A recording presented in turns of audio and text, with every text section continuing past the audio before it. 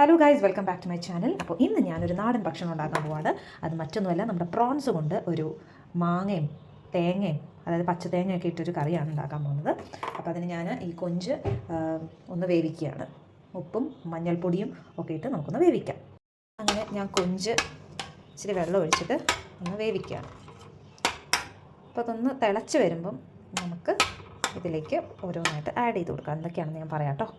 നമ്മളെ കൊഞ്ചിന് വേണ്ട കാര്യങ്ങൾ എന്തൊക്കെയാണെന്ന് വെച്ച് കഴിഞ്ഞാൽ, ഞാൻ മാങ്ങ എടുത്തിട്ടുണ്ട്. എനിക്ക് മമ്മി ഒരു മാങ്ങ തന്നിട്ടുണ്ടായിരുന്നു. അപ്പോൾ ഞാൻ ഈ പച്ച മാങ്ങ ഇട്ടിട്ടാണ് ഈ കറി ഉണ്ടാക്കാൻ പോകുന്നത്.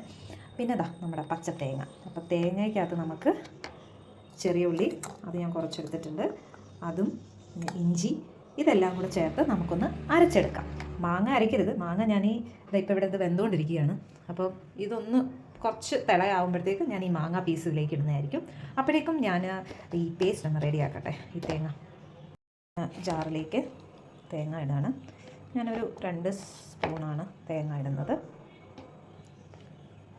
സോ തേങ്ങ, ദെൻ അടുത്തത് ഞാൻ ആഡ് ചെയ്യുന്നത് നമ്മുടെ ചെറിയ ഉള്ളിയാണ്, കുഞ്ഞോണിയൻ. ചിലർ വലിയ ഉള്ളിയും ആഡ് ചെയ്യും കേട്ടോ. ഞാനിപ്പോൾ എൻ്റെ കയ്യിൽ ഇതുള്ളത് കൊണ്ട് ഐ എം ആഡിങ് ദിസ്. പിന്നെ ജിഞ്ചർ ആഡ് ചെയ്യുന്നു.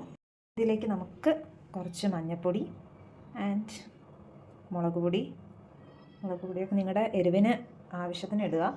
എന്നിട്ട് നമുക്ക് കുറച്ച് ഉപ്പും കൂടി ഇട്ടിട്ട് കുറച്ച് വെള്ളം ഒഴിച്ച് നമുക്കൊന്ന് അരച്ചെടുക്കാം. അപ്പോൾ നമ്മുടെ കൊഞ്ച് നന്നായിട്ട് തിളയ്ക്കുന്നുണ്ട്.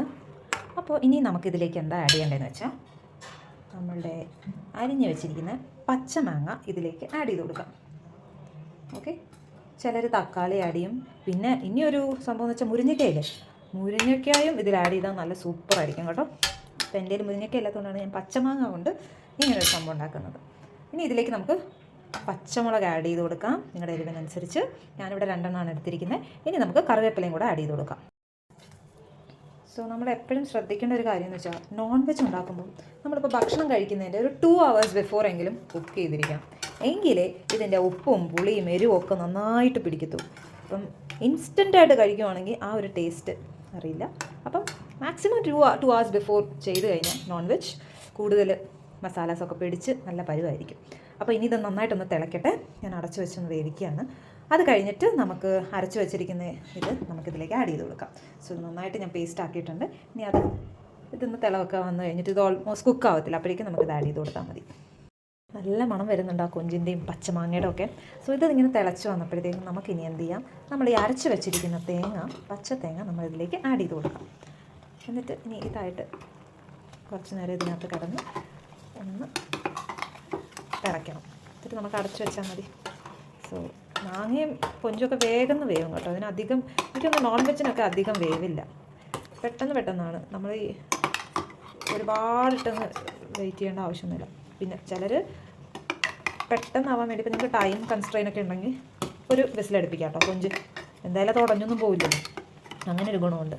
എന്നിട്ട് നമ്മൾ ഈ അരപ്പതിലേക്ക് നന്നായിട്ട് മിക്സ് ചെയ്യണം. അപ്പോൾ ഞാൻ ഈ അരപ്പെല്ലാം കൂടെ ഇതിലേക്ക് ഇട്ടിട്ടുണ്ട്. നല്ല രസമുണ്ട്. അതിന് മണമണോ സൂപ്പർ. ആ പച്ചത്തേങ്ങയുടെയും മാങ്ങയുടെയും കൊഞ്ചിൻ്റെ ഒക്കെ ആ സ്മെല്ലുണ്ടല്ലോ, പറഞ്ഞറിയിക്കാൻ പറ്റുന്നില്ല. സോ യമ്മി, ഭയങ്കര കൊതിയാവുന്നു. സോ ഇനി ഇത് നന്നായിട്ടൊന്ന് തിളച്ച് കഴിഞ്ഞിട്ട് നമുക്കൊന്ന് താളിക്കുന്നതിന് ഞാൻ കടുക് ഇടുന്നില്ല. കടുക് ചിലരിടും കേട്ടോ, പക്ഷെ എനിക്കെന്തോ കടുക് ഇതിനകത്ത് ഇടാനൊരു ഇല്ല. അപ്പം ഞാൻ എന്ത് ചെയ്തു, ചെറിയ ഉള്ളിയും പിന്നെ പച്ചമുളകും കറിവേപ്പിലയും കൂടെ നമുക്കൊന്ന് താളിച്ചതിലേക്ക് ഇടാം. ഇനി നന്നായിട്ടൊന്ന് വേവട്ടെ, ഇതിൻ്റെ കൂടെ ഒന്ന് മിക്സ് ആവട്ടെ.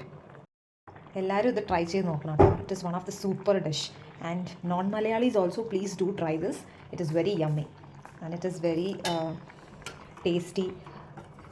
If you have coconut, you can do it, coconut and this mango, or else you can add even tomato. So I have added here mango, and even drumstick also if you add, it will be very tasty. So this everybody please do try this prawn curry. അപ്പോൾ എല്ലാവരും ഇത് try ചെയ്ത് നോക്കണം. This is one of the best recipe. ഇപ്പോൾ നമ്മൾ roast ഉണ്ടാക്കുന്നതോ fry ഉണ്ടാക്കുന്നതിനെക്കാട്ടിയൊക്കെ നമുക്കൊരു നല്ല ടേസ്റ്റാണ്. ചിലരിതിൽ തേങ്ങ അങ്ങനെ അരച്ച് ചേർക്കാതെ പാലും ഒഴിക്കും കേട്ടോ, അങ്ങനെയും ചെയ്യുന്നവരുണ്ട്. ഞാനത് നന്നായിട്ട് അരച്ചപ്പോഴാണ് നമുക്ക് ഈ അരപ്പ്. ഇതേ പ്രോസസ്സിൽ നമുക്ക് വേണമെങ്കിൽ ഈ നെത്തോലി മീനില്ലേ, അതും ഇതുപോലൊക്കെ നമ്മൾ ചെയ്താൽ നല്ല ടേസ്റ്റ് ആയിരിക്കും. സോ ഏകദേശം ഇത് റെഡി ആയിട്ടുണ്ട്. ഇനി നമുക്കൊന്ന് താളിച്ചിടാം. ഓൾമോസ്റ്റ് ആയിട്ടുണ്ട്, എല്ലാം കുക്കായിട്ടുണ്ട്. ഇനി നമുക്കെന്താ ചെയ്യാം, ഞാൻ ഈ പാനിലേക്ക് വറ്റൽമുളക് ആഡ് ചെയ്യുന്നുണ്ട്. കറിവേപ്പില ആൻഡ് കുഞ്ഞുള്ളി ഒന്ന് മൂപ്പിക്കാം നമുക്ക്. ഓൾറെഡി നമ്മൾ കുഞ്ഞുള്ളി ഇതിനകത്തിട്ട് അരച്ചിട്ടുണ്ട്. അത് കൂടാണ്ട് ചെറുതായിട്ടൊന്ന് മൊരിഞ്ഞിട്ട് ഇതിൽ കിടക്കുമ്പോൾ നല്ല ടേസ്റ്റ് ആയിരിക്കും. നന്നായിട്ട് ഒന്ന് മൂപ്പിച്ചതിന് ശേഷം ആ ഉള്ളിയൊക്കെ നന്നായിട്ടൊന്ന് മൂത്ത് വരണം. അപ്പോൾ വെളിച്ചെണ്ണയിൽ അത് ചെയ്താൽ ഇത് super. Some people doesn't like the coconut oil smell right. അപ്പം അങ്ങനെയുള്ളവർ വേണമെങ്കിൽ നിങ്ങളുടെ കുക്കിംഗ് ഓയിൽ കൊണ്ട് യൂസ് ചെയ്യാം. പക്ഷേ വെളിച്ചെണ്ണയാണ് കുറച്ചും കൂടി ബെറ്റർ, നാടൻ അരട്ടിച്ച് കിട്ടാൻ. സോ ഓൾമോസ്റ്റ് ഇത് മൊരിഞ്ഞിട്ടുണ്ട്. ഇനി നമുക്ക് ഇതിലേക്ക്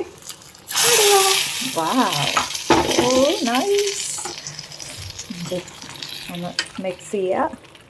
സോ നമ്മുടെ സ്വാദിഷ്ടമായ നാടൻ prawns curry is ready with mango and coconut. So guys please do try this. It is very yummy.